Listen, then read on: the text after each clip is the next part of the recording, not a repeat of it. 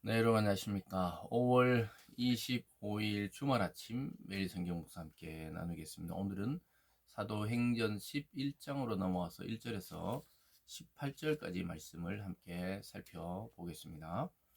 유대에 있는 사도들과 형제들이 이방인들도 하나님의 말씀을 받았다 함을 들었더니 베드로가 예루살렘에 올라갔을 때 할례자들이 비난하여 이르되 내가 무할례자들의 집에 들어가 함께 먹었다 하니.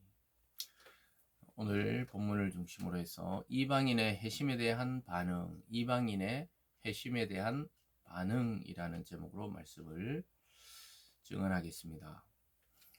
베드로가 어제까지 이제 이방인들에게 또 고넬료의 집에 가서 복음을 전한 사건들이 있었고요. 오늘 그 일이 있은 후에 예루살렘에 올라갔더니 그 할례 받은 자들, 즉 정통 유대인들 출신의 그리스도인들이 베드로를 비난했습니다. 왜냐하면은 유대인들 그 할례 받은 자가 무할례 받은 자, 즉 이방인의 집에 들어가서 함께 음식을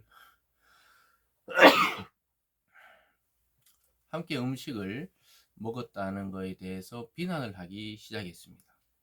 그리고 그들에게 또 복음을 전하고 세례를 줬다는 것이 이해가 되지 않았던 것입니다.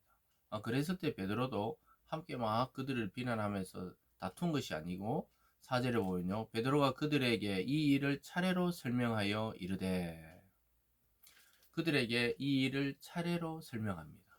자기가 요바에 머물 때 또 기도하는 중에 환상을 보는데 큰 보자기 같은 그릇이 내려와서 하나님이 그것을 집어 먹으라 이렇게 했는데, 내가 보니까 그걸 먹을 수 없는 부정한 음식이기 때문에 못 먹겠다고 3번씩이나 거절했을 때 하나님께서 내가 거룩하게 한 것을 네가 속되다고 하냐고 잡아 먹어라 이렇게 이야기했다는 것이죠. 거기 보면 이렇게 말하고 있습니다. 9절에 또 하늘부터 두 번째 소리가 있어 내게 이르되 하나님이 깨끗하게 하신 것을 내가 속되다고 하지 말라 하더라.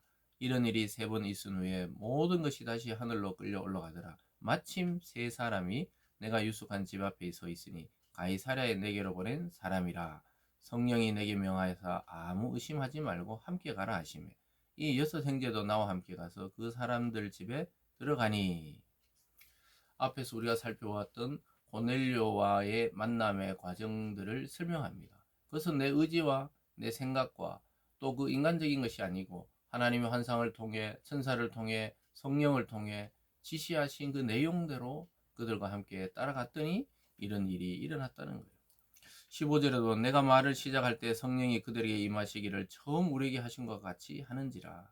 이게 아주 중요한 말이죠. 성령이 그들에게 임한 게 어떻게 처음 우리에게 하신 것.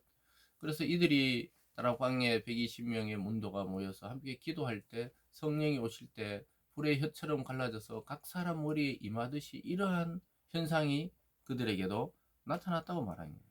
그 처음 우리에게 하신 것 같이 동일한 성령을 받았다는 것입니다.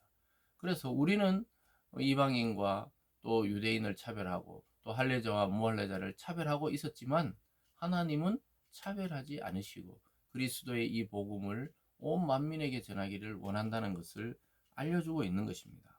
16절이죠. 내가 주의 말씀에 요한은 물로 세례를 베풀었으나 너희는 성령으로 세례를 받으라 하신 것이 생각났노라. 그런즉 하나님이 우리가 주 예수 그리스도를 믿을 때 주신 것과 같은 선물을 그들에게도 주셨으니 내가 누구에게 하나님을 능히 맡겠느냐 하더라.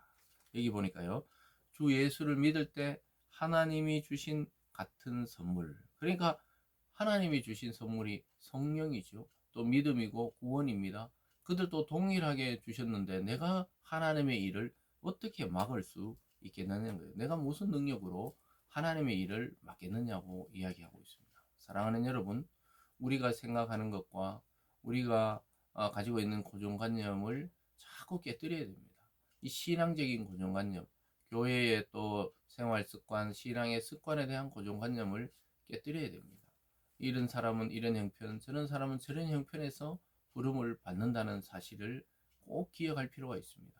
그래서 우리가 복음을 받은 그 자존감은 굉장히 높아야 되지만, 우리가 교만하거나 또 자만심에 빠져서는 안 되고, 우리와 다른 타인에 대한 그 시선이 오늘 이 베드로의 고백처럼 하나님이 그 예수를 믿을 때 나에게도 은혜를 주듯이 저 사람에게도 은혜를 주고 또 은사를 주고 또 그리고 그에게도 하나님 일을 하게 하신다.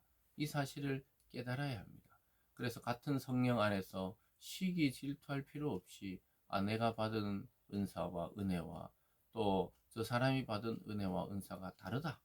그러나 우리는 같은 하나님, 같은 성령, 같은 주님을 믿고 있다는 사실을 늘 기억할 필요가 있습니다. 그렇게 이야기하니까 거기 모였던 많은 그 유대 그리스도인들, 즉 할례 받았던 사람들이 이렇게 말하죠. 18절에 보면요. 그들이 이 말을 듣고 잠잠하여 하나님께 영광을 돌려 이르되, 그러면 하나님께서 이방인에게도 생명 얻는 회개를 주셨도다 하니라.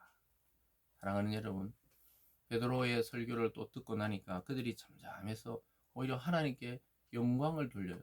베드로가 틀린 말이 없죠. 또 말 그대로 베드로도 자기도 성령에 이끌려 또 하나님께 이끌려 또 그리고 천사에 이끌려 그런 일들이 일어났고 고넬료에게도 동일한 것이 일어나면서 같이 만나게 되고 성령의 역사가 일어났다는 것이죠.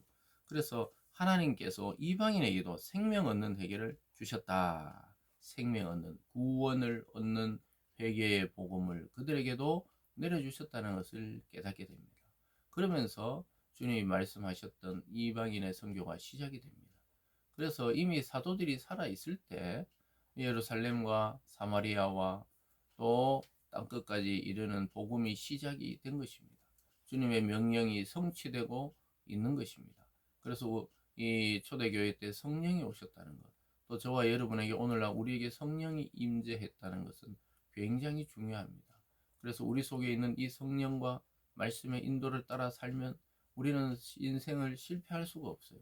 하나님이 원하시는 아름다운 인생으로 살아가게 되는 것입니다.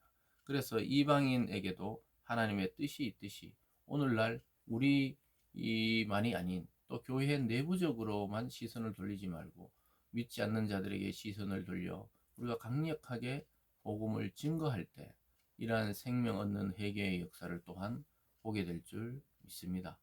전부 그러한 이 복음의 주인공 또 이 생명 얻는 이런 회개의 열매들을 보는 그러한 주인공들이 다 되시길 주님의 이름으로 축복합니다. 기도하겠습니다.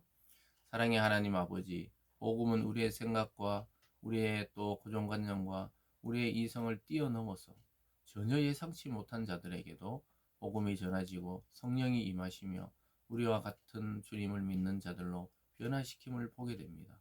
하나님 우리에게 주신 만남들 또 우리에게 주신 그런 인간관계들을 통해 이러한 생명 얻는 회개를 전하는 통로가 우리들이 되게 도와 주시옵소서. 복음의 주인공들 다 되게 하여 주시옵소서. 감사드리며 예수님 이름으로 기도드리옵나이다. 아멘.